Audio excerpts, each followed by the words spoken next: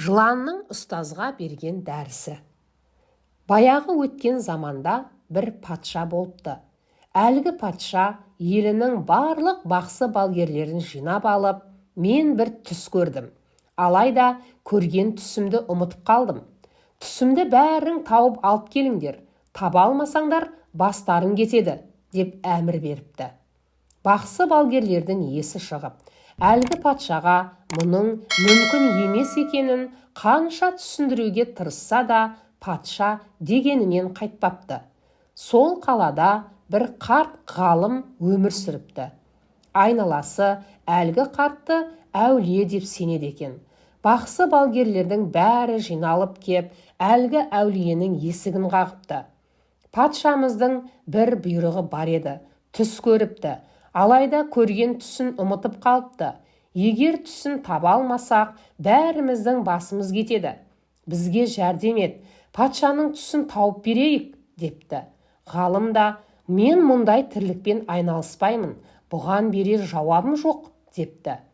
Бақсы балгерлер жата-жастана жалбарына бастайды. Амалсыздан жұрт әулие санаған ғалым қарт өтініштерін қабыл алыпты. Сөйтіп, бір орманның ішіндегі үңгірге оқшаулануға кетіп қалады. Сол жерде дұға етіп, жаратқаннан жәрдем сұрайды.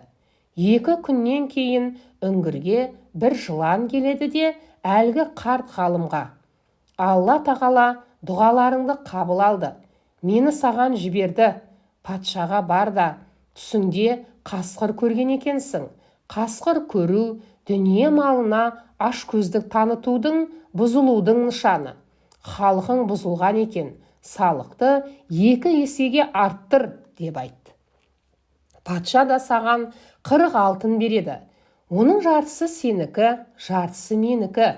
Келістік пе? Депті.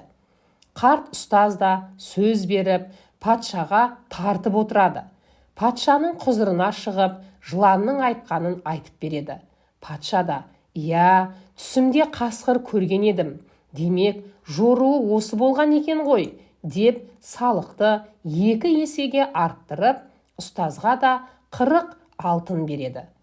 Қарт алтындарды алып үйіне келеді де, жылан алтындарды не қылсын? Жартысын берудің не қажеті бар? Деп жыланға берген сөзінде тұрмай, үйінде қала береді. Арада біраз уақыт өткеннен кейін патша тағы да түс көреді. Бірақ бұл жолы да түсін ұмытып қалады. Бақсы балгерлерді жіберіп, әлгі қарияны алып келуге әмір береді. Бір рет тілегін орындадым, 2-ші рет мұны орындай алмаймын, депті. Бақсы балгерлер де: «Келмесең, патшаға қарсы шыққан боласың, босқа басың кетеді», депті.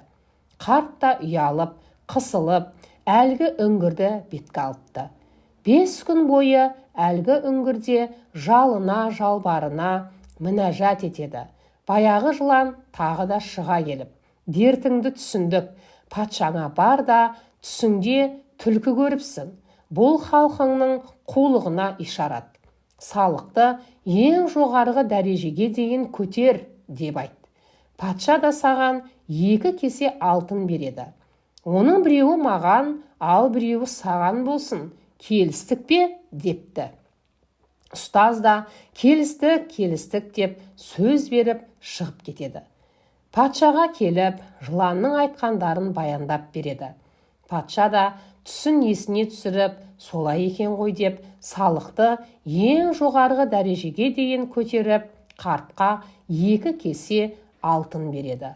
Қартта баяғы арам ойына қайта басып, жылан бұл алтындарды қайтсын деп, тағы да алтындарды жыланға апарып бермей, өзіне алып қалады. Арада тағы да біраз уақыт өткеннен кейін патша тағы да түсін ұмытып қалғанын айтады. Ұстаз бұл жолы да ұяттан кірерге жер таппаса да, жыланға баруға мәжбүр болады. Бармаса басы кетеді. Сол үңгірде бұл жолы 10 күн бойы мінәжат етеді. 10 күннен кейін жылан тағы да шыға келіп: «Патшаңа айт, бұл жолы түсіңде қозы көрген екенсің. бұл халқыңның түзелгенін білдіреді. Қозыдай болған халқыңның салығын ең төменгі деңгейге дейін түсір деп.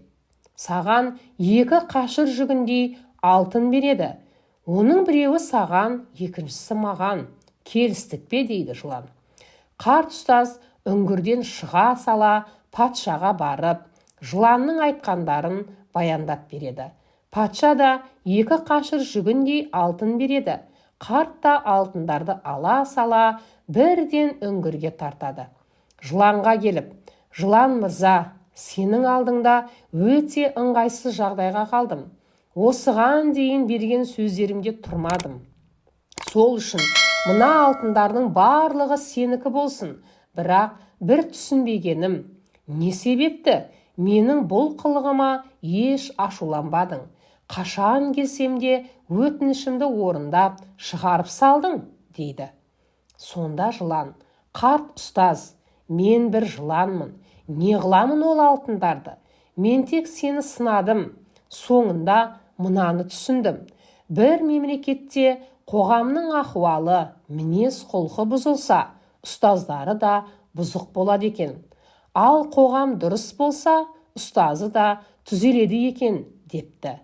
Міне, қиссаның ғибратын өздеріңіз түйіндей жатарсыздар.